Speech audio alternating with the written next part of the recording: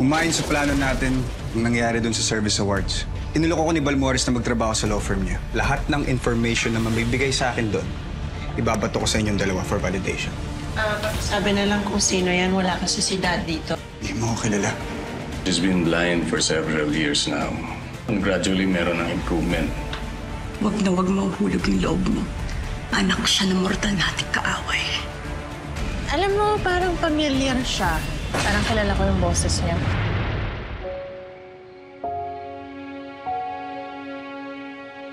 Alam kong hindi natutulog ang Diyos.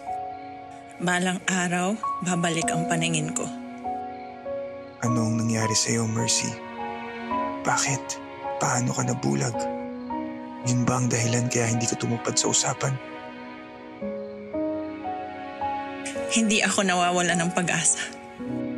Balang araw, makikita ko rin uli ang mga tao at ang mga bagay na naging bahagi ng buhay ko. Mararamdaman mo kaya na nandito lang ako sa tabi mo. Handang tumulong kung kailangan mo. Alam kong mahirap ang pinagdadaanan mo, pero sana maintindihan mo na hindi yun magiging hadlang para pabagsakin ko ang tatay mo.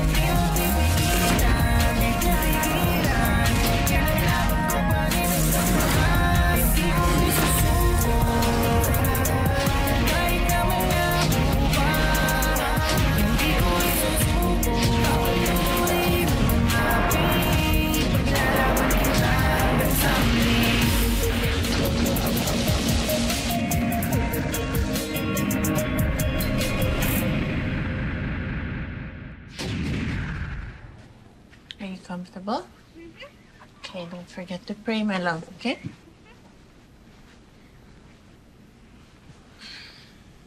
Mommy, Yes? can you get my stuffed toy for me, please? Okay, my love.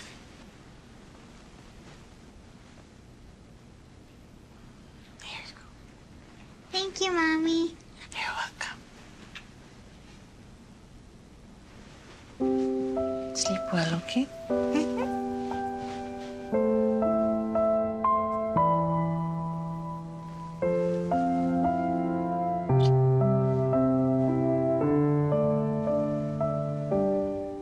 Mommy, bakit lagi mo po ginagawa yan bago po ako matulog?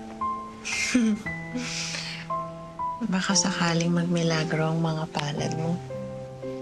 Mommy, kailan mo kaya ako makita? Malapit na, anak.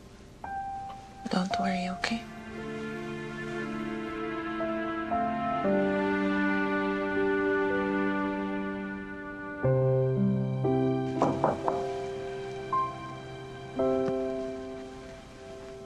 Hi, Daddy. I thought you were asleep already. Good night, kids.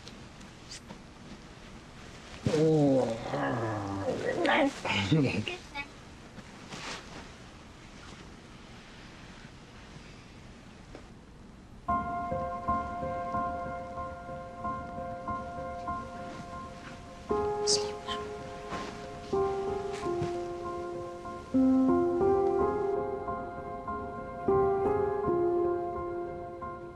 Tungkol sa nangyari sa awarding, nabigla lang talaga ako. It wasn't my intention to undermine your authority or your judgment in any way. I'm really sorry. Ilang beses ka na ba nag-sorry simula nung nagsama tayo? Please. Sanay na ako, baby. Hindi na mauulit yan, I promise. Please tell me you're not mad at me anymore.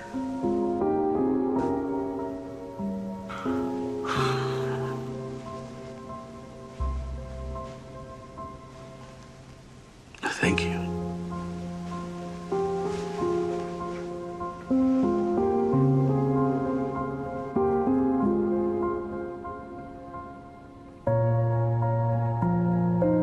Ano ginagawa mo dito? Pinasusundukan ni Judge. Ano ako, bata na kailangan sunduin? It only goes to show he cares.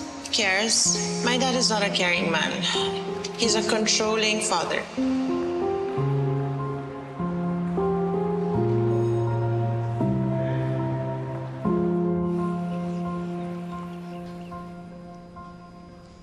Ano ginawa mo kanina?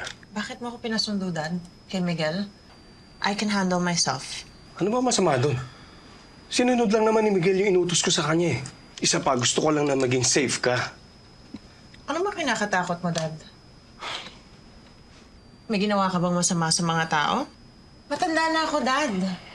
Or gusto niyo lang kaming pagsamahin ni Miguel para sa mga businesses niyo ng mga agire? Natanong mo ba ako, Dad, kung okay lang ba sa akin?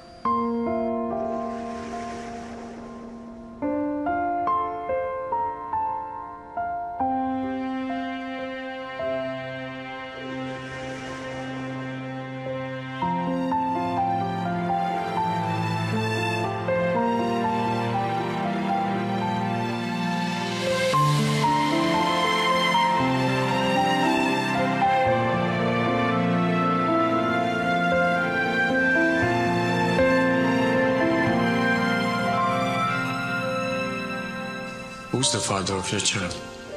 Ipapa-abort natin yan. End of story. No! I'm keeping the baby.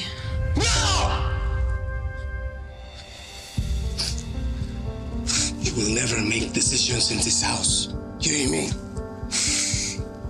Pakasalan mo si Miguel. And I'll spare your child.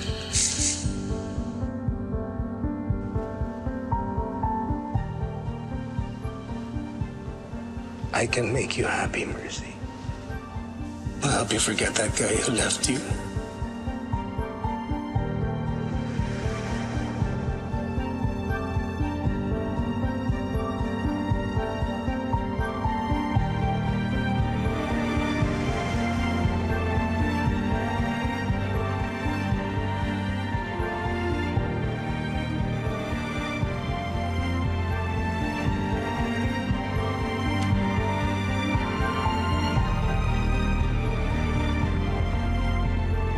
Hello, Mrs. Aguirre.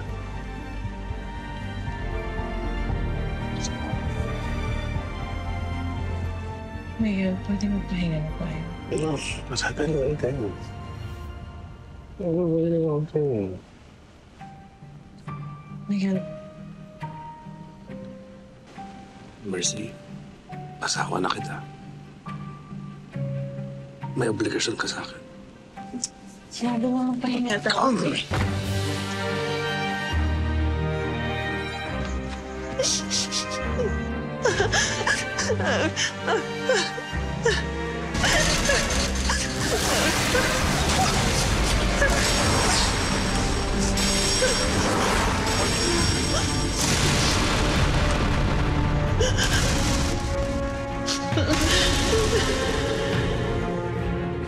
Alam ko na kung bakit walang ganang kumain tong mahal ko eh. Mangga with bagoong. Yeah, you leave me some, okay? I'm gonna shower.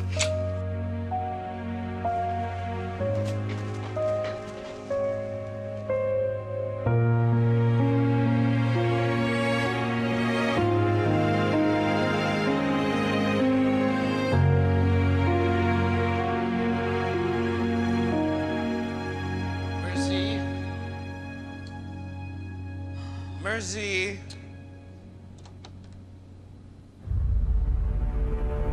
There you are. Lasing ka na naman, Miguel. Just that a little bit. Hey, look. Miguel! Hey, are you always doing this? Always tired? Miguel, What? tumigil ka. Please. Kiss me. Kiss me. Kiss me. Tumigil ka sabi, Miguel! Stop it! Miguel! Mercy! Mercy, wait! Please, just wait! Tama na, Miguel!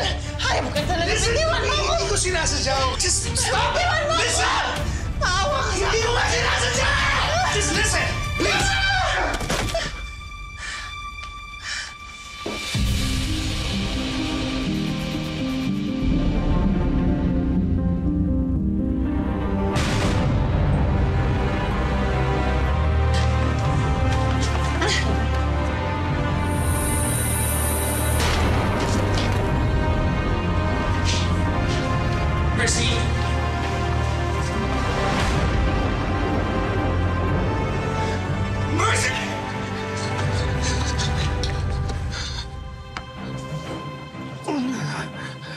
Mercy! Mercy!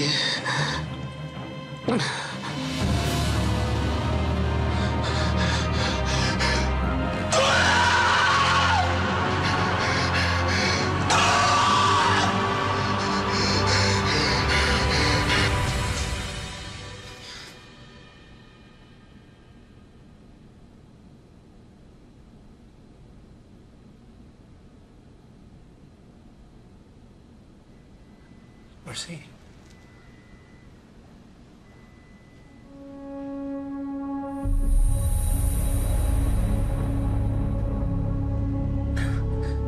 Ano nangyari? Bakit hindi ako makakita? Mercy. Ano nangyari? Hindi ako makakita. It's gonna be okay, Mercy. Bitawan mo ako! Hindi ako makakita. Mercy. Saan na ako? Nasa nursery siya. Nasa nursery siya. She's fine. Mercy, I'm so sorry. Please, patawarin mo ako. Please.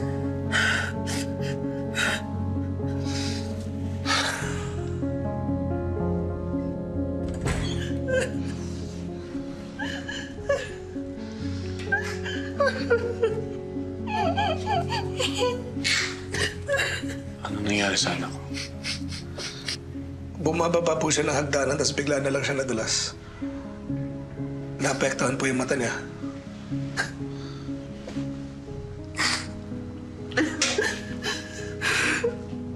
Anak, hindi ka ba nakakakita?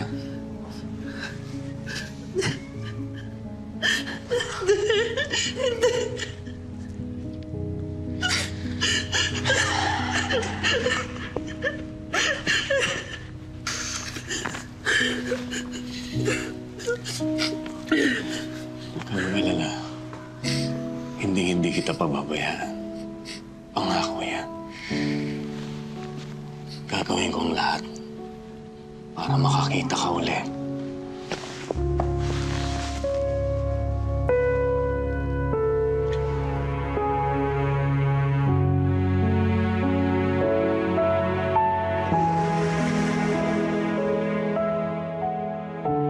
Ang sabi ng doktor?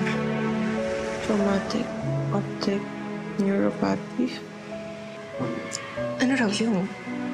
Temporaring pagkabulag ng mata ko, Rachel. Pwedeng tumagal ng ilang buwan o ilang taon. O kaya habang buhay akong hindi makakakita. Ikaw magsabi na ganyan, okay? Makakakita ka pa. Alam ko, naniniwala ako dyan. Alang-alang sana ko gagawin ko lahat para makakita ako ulit.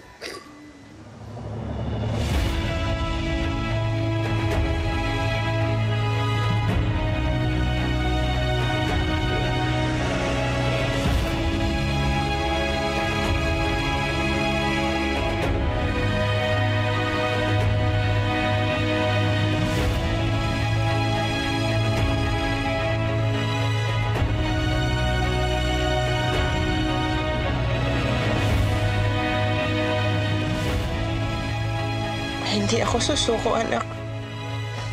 Mababawi ko ang paningin ko.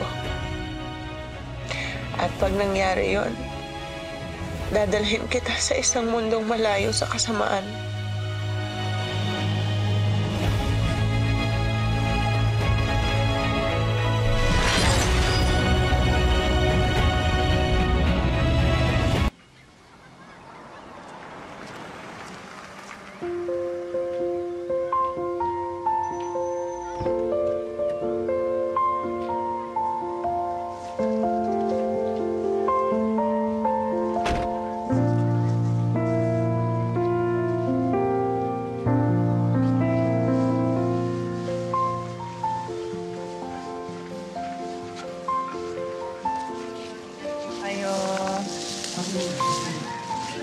Si bagong attorney, nandito na.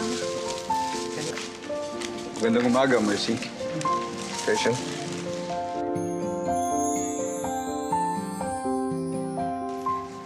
Pinapunta ako dito ni Judge. Nabanggit nga niya sa akin. Ready ka na ba lumibot para makita yung mga projects namin? Oo. Excited na ako. Good.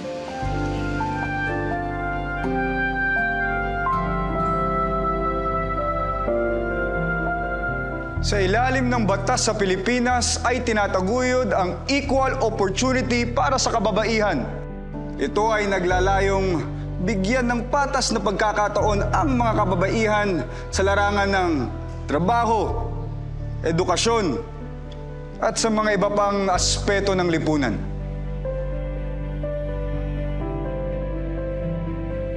Ang layunin po natin dito ay hindi lamang po magbigay ng trabaho, kundi matiyak na uunlad ang bawat buhay ng mga taga-Rosario.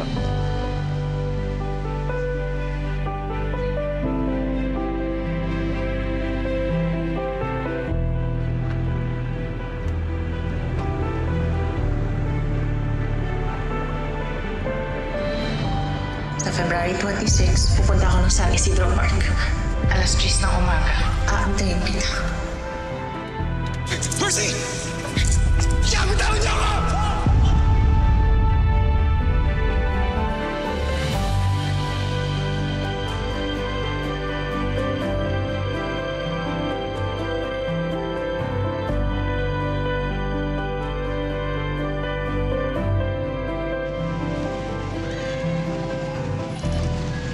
Magpahangin muna tayo dito sa San Isidro Park.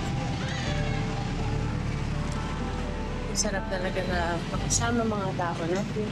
Lalong-lalo na pag nakikita mo nakakaako na sila sa hero. Bali, wala ang pagod.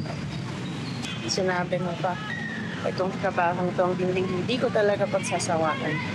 Kasi diba, ito talaga ang nagtataguyod ng karapatang kita. Pahalagahan ng buhay, una sa lahat. Po tayo doon. Dahan-dahan, may pataas. Maliit yan. Dito ka na maupo. Dahan-dahan lang. Salamat.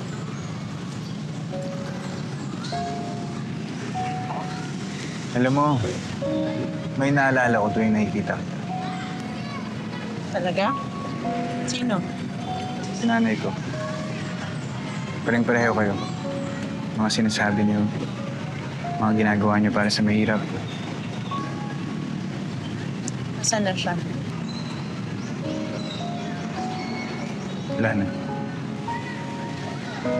I'm sorry.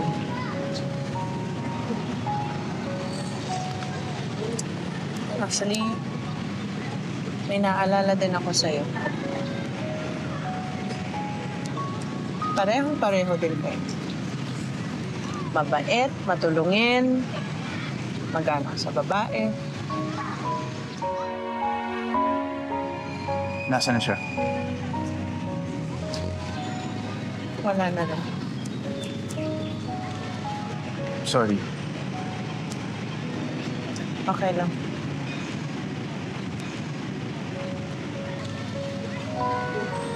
Kaboses mo din siya. Huh?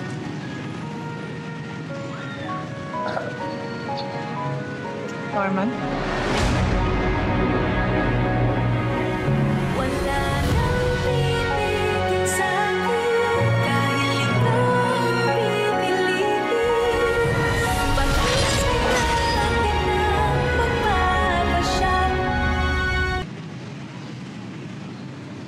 Norman?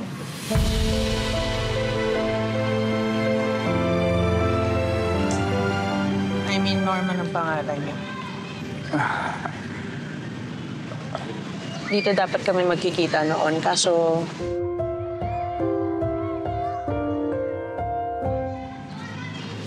Kaso hindi siya sumipot.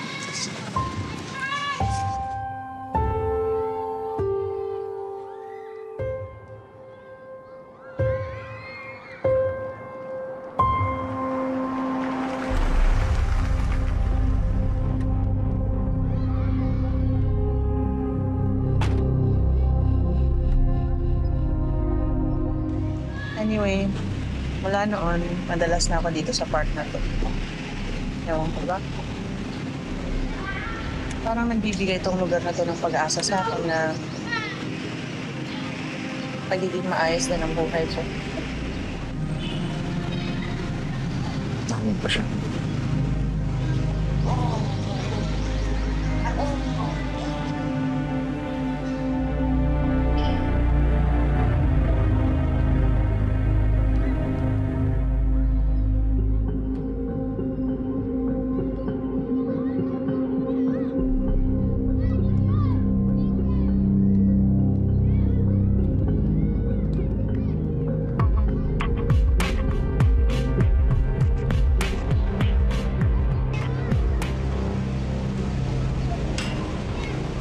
May asawa at anak na ako, Adorn.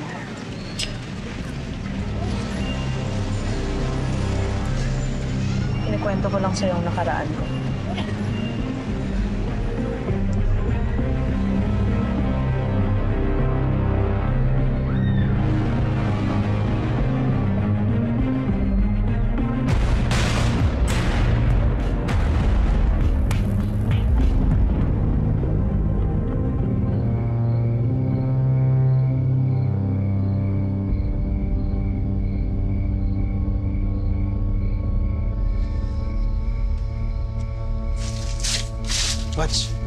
Batch.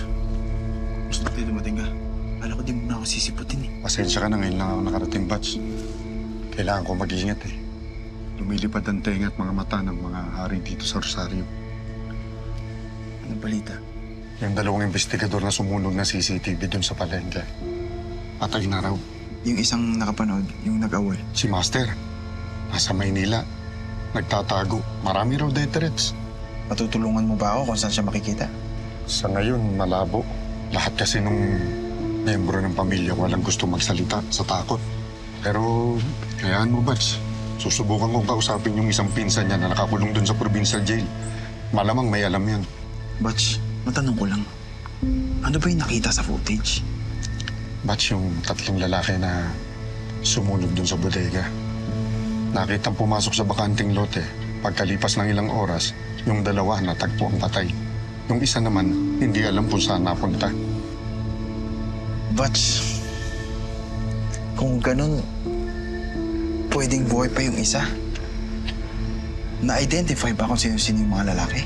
Si Master lang makakasagot sa tanong mo. Sige, Bats. Salamat. Ingat ka, Bats. Ikaw din. Sige.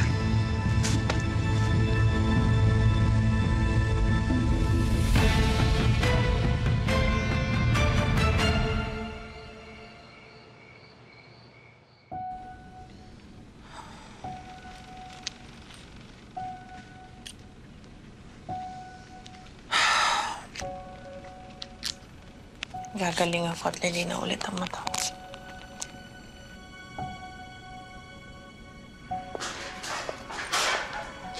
Mercy! Mercy! Mercy! Mercy! You've been waiting for me? Kainom ka na naman. Of course.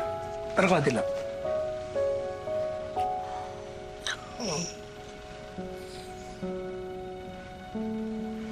Tumigil ka nga, Miguel. Ano ba? It's been so long. Sundan na natin si Fatima. Pwede ba? No. Sige na, para makalimutan mo yung iniintay mo. Di ba? Tumigil ka nga, Miguel. Ikaw, akala mo parang hindi ko alam na pupunta ko doon sa plaza para makipagkita doon sa tao na yun, ha? Pinasusundan mo ba ako? Karapatan kong malaman kung saan nagpupunta yung asawa ko. Asawa kita, hindi ba? Paranoid ka, Miguel. Wala ka ng pag-asa. Sabi mo nga sa akin, hanggang ngayon, hinihintay mo ba yan? O dumating na talaga siya sa wakas? Hindi ko alam sinasabi mo.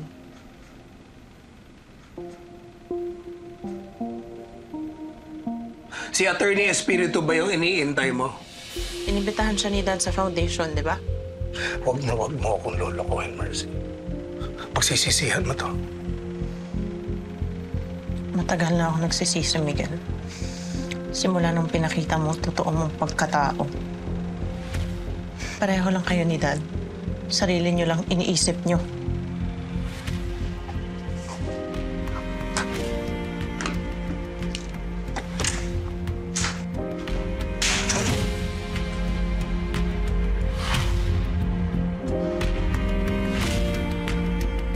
Huwag kang magkakamaling agawin si Mercy sa akin, Attorney Abraham Espiritu. At ikaw, Judge, huwag kang magkakamaling kampihan ng hayop na yun.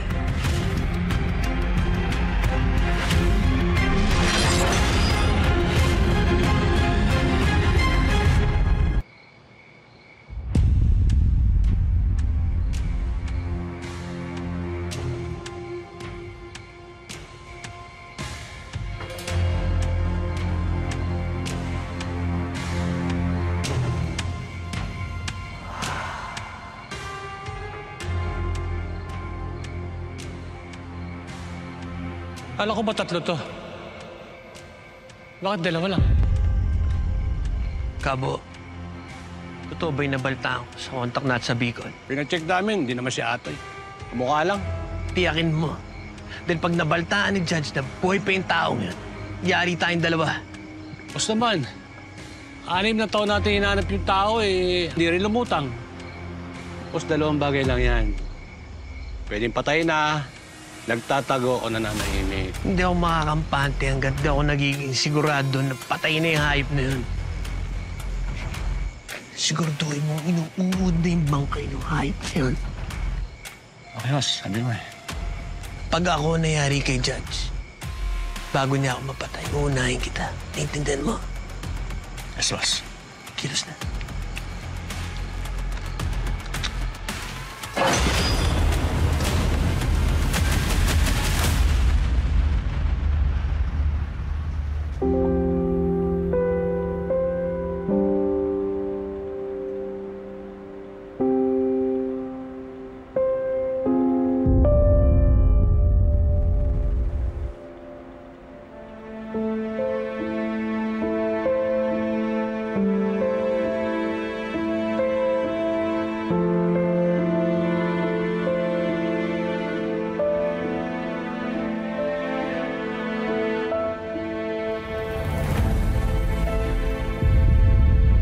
Sana hindi ko na lang nalaman na dumating ka pala noon para may dahilan ako nakalimutan ka.